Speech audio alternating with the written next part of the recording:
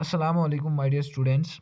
उम्मीद करता हूँ कि अल्लाह ताला के फ़ज़ल से आप सभी खैरियत से होंगे और आपकी जो स्टडी है वो काफ़ी अच्छी चल रही होगी। आज इस लेक्चर में हम डिस्कस करेंगे different types of Muslim arts के बारे में, यानी कि इस्लामिक वर्ल्ड में कौन-कौन से आर्ट्स हैं, कौन-कौन से आर्किटेक्चर्स हैं, उनके बारे में हम थोड़ा-सा डिस्कस करेंगे। बट वीडियो को स्टार्ट करने से पहले अगर आप चैनल पर नए हैं, तो चैनल को सब्सक्राइब कीजिए और वीडियो को स्टार्टिंग से लेकर एंड तक ज़रूर देखिएगा।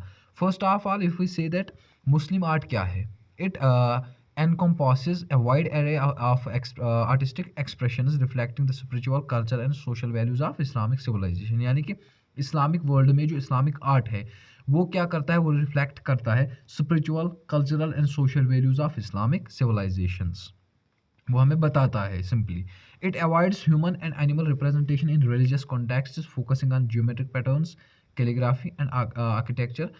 यानी कि इस्लामिक आर्ट में हम क्या देखते हैं कि इसमें किसी किस्म के हमें आइडियोल्ट्री नहीं देखने को मिलती है, और इसके अलावा किसी एनिमल की रिप्रेजेंटेशन भी नहीं देखने को मिलती है। यानी कि किसी लिविंग बीइंग, वेदर वो एनिमल हो या ह्यूमन हो, उसकी रिप्रेजेंटेशन यहाँ पर हमें नहीं देखने को मिलती है। बट इंस्टेड ऑफ दैट हमें जियोमेट्रिक पैटर्न्स, कैलीग्राफी और इसके अलावा डिफरेंट काइंड्स ऑफ आर्किटेक्चर हमें देखने को मिलते हैं। फर्स्ट ऑफ ऑल अगर हम कैलीग्राफी की बात करें, जो मोस्ट एस्टीम्ड आर्ट है, यानी कि मोस्ट प्रिविलेंट आर्ट है इस्लाम में। It involves the transcription of Quranic verses, यानी कि कुरानिक वर्सेस को डिफरेंट स्टाइल्स में लिखना। Arabic scripts like Kufic, Naskh and Thuluth, ये अरबिक स्क्रिप्ट्स है। आप नेट पर भी इनके बारे में सर्च कीजिएगा। Are used in manuscripts, mosques, coins and everyday objects showcasing devotion and artistic skill. यानी कि हमारे पास क्या होता था कि जो मॉस्क्यूज होते थे, कॉइन्स होते थे, एवरीडे यानी कि डे टू डे लाइफ में हमारे पास जो ऑब्जेक्टिव्स होते थे, उनके ऊपर कैलीग्राफी से यानी कि डिफरेंट आर्ट से लिखावट की जाती थी, उसको कैलीग्राफी बोलते हैं। Number second is architecture, means कि इस्लामिक आर्किटेक्चर क्या है? It's an distinguished by domes, minarettes, arches and courtyards.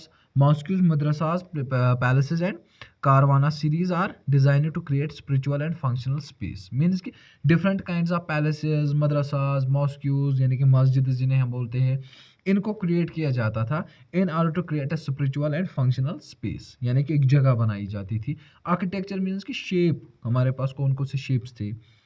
Examples include the Alhambra in Spain, the blue mosque in Turkey and the Taj Mahal in India. ये हमारे पास क्या है? Islamic architectures है। Geometric patterns यानी कि डिफरेंट शेप्स।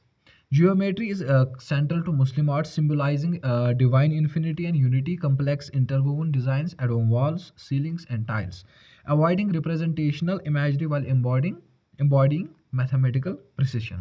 यानी कि इस्लामिक आर्ट में हमें जियोमेट्रिक पैटर्न्स भी देखने को मिलती है। ये भी एक किस्म का आर्ट है जो सीलिंग्स, टाइल्स और वॉल्स पर किया जाता है, यानी कि डिफरेंट शेप्स उनको दिया जाता है simply. Arabesques, floral and vegetal motifs known as arabesques are common in Muslim art. These designs represent the perfection of nature created by Allah and are found in textiles, ceramics, and architectural embellishments। Sorry, यानी कि ये आर्बिस्क्यूज क्या है? यानी कि ये एक design है जो रिप्रेजेंट करता है परफेक्शन ऑफ नेचर, यानी कि नेचर जो हमारे पास बाय गॉड हमारे पास थिंग्स है, उनको रिप्रेजेंट करता है और उनकी अहमियत बताता है। Miniature paintings particularly popular in Persian, Ottoman and Mughal traditions. यानी कि इस तरह की पेंटिंग्स जो थी वो particularly Mughal period, Ottoman period में और पर्शियन पीरियड में बहुत ही ज़्यादा प्रेविलेंट थी।